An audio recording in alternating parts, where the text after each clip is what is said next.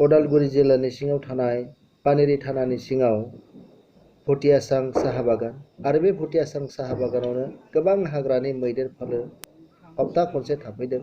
नाथाय बे मैदेरनि फालोखौ हाग्रायाव हरफिननो थाखाय दिनै फरेस्ट डिपार्टमेन्टआ जेबो राहा लायैखौ रायजो राजाफ्रा दुखु फोरमायदों। बेराफारसेथिं माखासे रायजो राजा बिथांमोननि आबादनि माइखौ जाजोबनानै गैया खालामलांदों।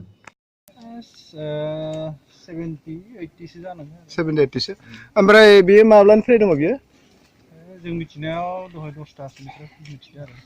फरेस्टनिफ्राय बेखौ होखारहरनो हानायनि माबा गैया नामा? बिदिथ' होखारहरनो बबाव होखारहरनो जेनेबा बिसोरनाबो थाग्रा जायगाया जोबलांगासिनो ना। बेनो हाग्राया जोबलांगासिनो। बाखि जियानो जा डिपार्टमेन्टआ मा सानदों बेखौ नोंथांमोननिया?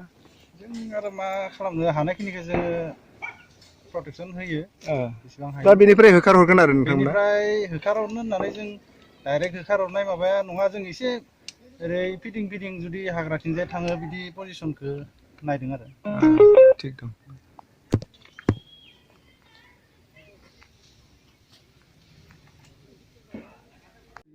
सिदा थांबाथ' मोजां जागौमोन।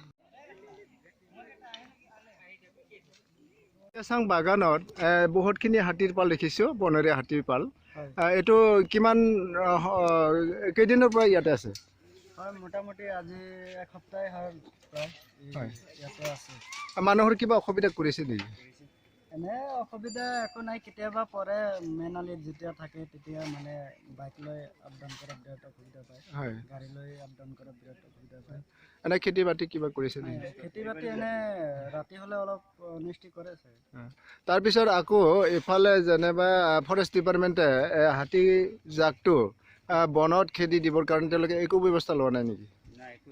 দেখিছোঁ আজি বনৰীয়া হাতী খেদিবৰ কাৰণে আজি ফৰেষ্ট ডিপাৰ্টমেণ্টে ইয়াতে লাগি আছে। আজি দেখা পাইছোঁ, আজি আছে, ওচৰতে আছে ফৰেষ্টাৰ এইবিলাকে মানে পিছে ঘূৰি আছে। এইকেইদিন মানে দেখা নাই।